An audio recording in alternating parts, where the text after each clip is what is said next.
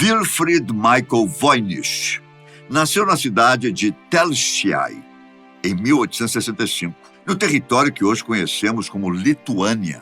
Em sua juventude, Voynich foi um revolucionário polonês que se juntou à organização Proletariat. Extremamente libertário, foi preso pela polícia russa ao tentar libertar companheiros conspiradores condenados à morte. Por volta de 1890, Voynich largou a vida de revolução e foi para Londres. Ali, estabeleceu-se após tomar como profissão a venda de livros e casar-se com uma também revolucionária, Ethel Lillian Bull, que escreveu o livro The Gadfly. A obra ficou muito famosa na China e na Rússia por conta do seu teor libertário. O casal tinha grande apreço por obras literárias, mas mal sabiam que encontrariam uma totalmente diferente de todas as outras. Em 1912, Wilfried foi à Itália para comprar manuscritos em uma biblioteca jesuítica, na pequena Vila Mandragone.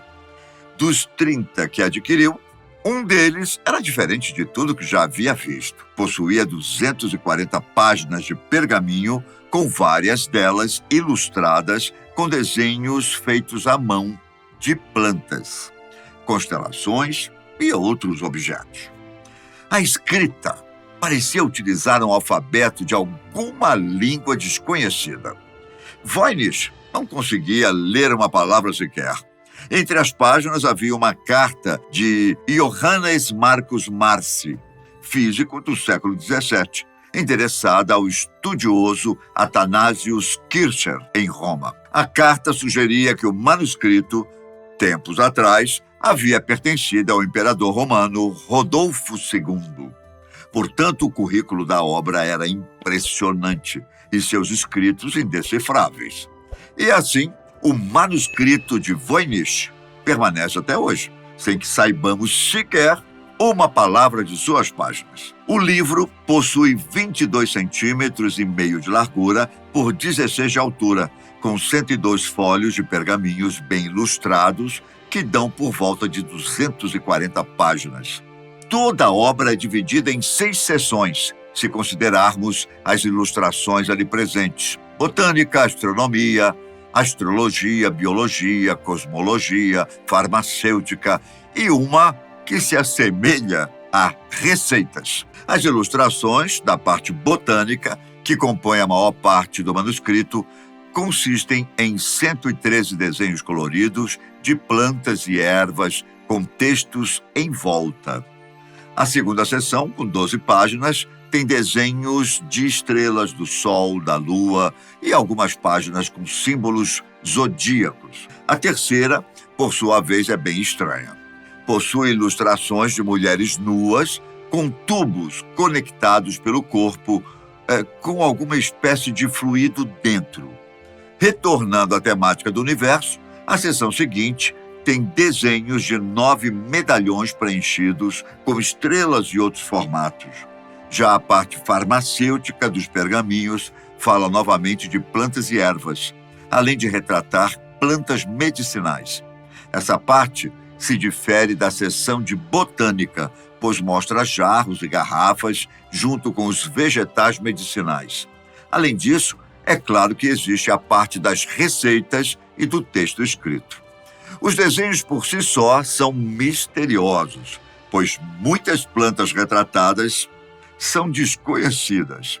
No entanto, o que realmente intriga é o texto escrito que nunca foi decifrado.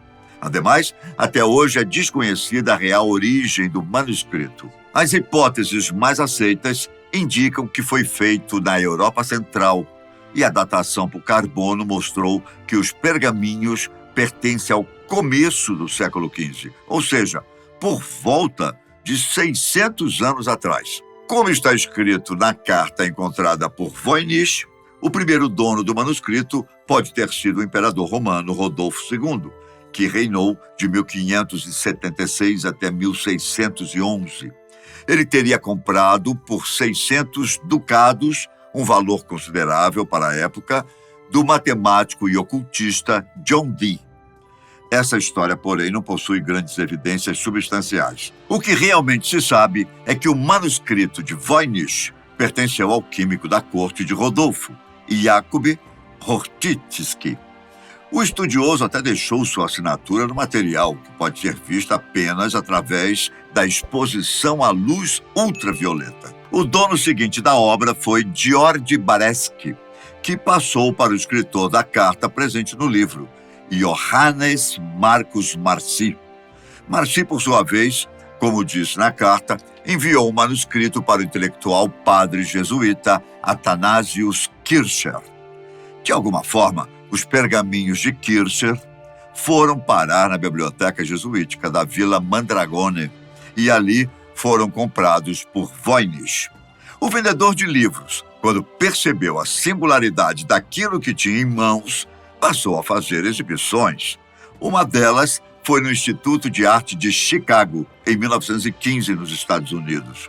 Curioso como aquilo que estava escrito, Voynich também se esforçou para descobrir qual a mensagem misteriosa. Para isso, recrutou o professor de filosofia da Universidade da Pensilvânia, William Newbold.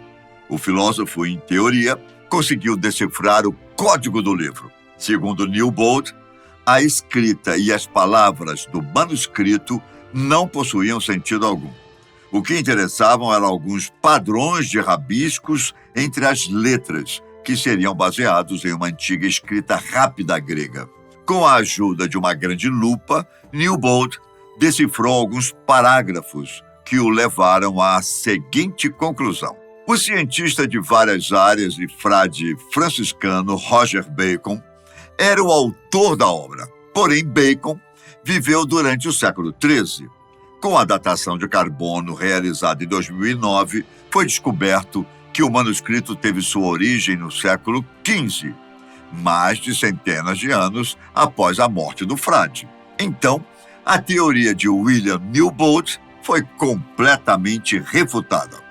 O caso chegou às mãos de William Friedman, o especialista em escritas codificadas que liderou o time de criptólogos que descobriram o código usado por japoneses na Segunda Guerra. Friedman era tão bem visto que, após a guerra, trabalhou por muito tempo para a Agência de Segurança Nacional estadunidense.